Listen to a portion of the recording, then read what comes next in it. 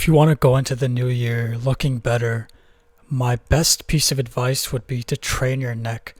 Neck training is one of the easiest ways to look better, more masculine, and it's highly neglected. Yet male models use it, so it really says something.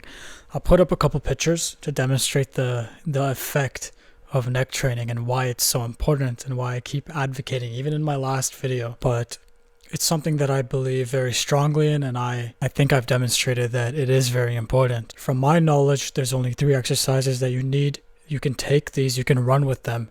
I've simplified it as much as possible. You don't even need equipment for these exercises, and they're more than enough. Number 1, neck curl. So this is done lying flat on your back with your head kind of hovering over the bed with no support. So you can use a bench or your bed. I use my bed, and you place the weight on your forehead and you curl up. You do like 10 reps of these for 3 sets.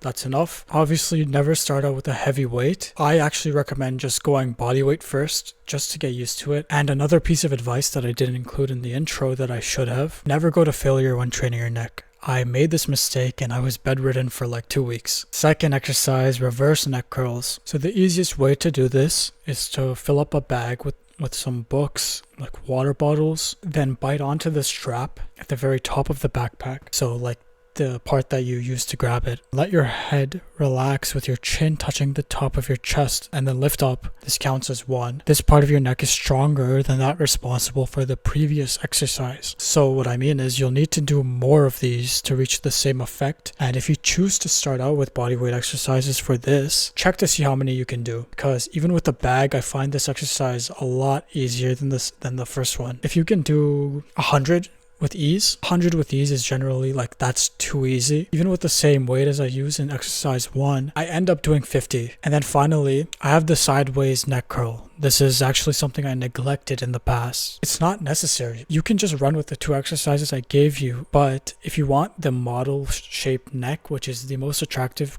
shape of your neck, which is a weird way to put it, you need to do the 3rd exercise. And I can put up a picture of a male model who did the 2 exercises and actually advocates for doing only these 2. And you can see the shape of his neck. It turns into like this pylon shape, like it's like a triangle kind of. I also ended up making the same mistake and ending up at the same spot. And this is actually common wisdom, which is why I've inserted the 3rd exercise to break common wisdom, because it's wrong. This exercise is a weird one. It's just the same as the first exercise, where you lie down and you hang your head off the bed or the bench. I use a bed, and then you let it fall and then lift up. So assuming I was laying down like this, this is 1 rep. So be careful with this exercise, just as you are with the first exercise, because these 2 are the easiest to overload. And then you can obviously raise the weight as it gets easier. All right, just take those exercises, run with them, just do them. They're very easy. How many times a week should you train? Frankly, I used to just do it once a week. Generally, most people, when they go to the gym, train like 1 body part a week. You should just do your neck training the same way. I've never really done more than that. The sweet spot again is to get your neck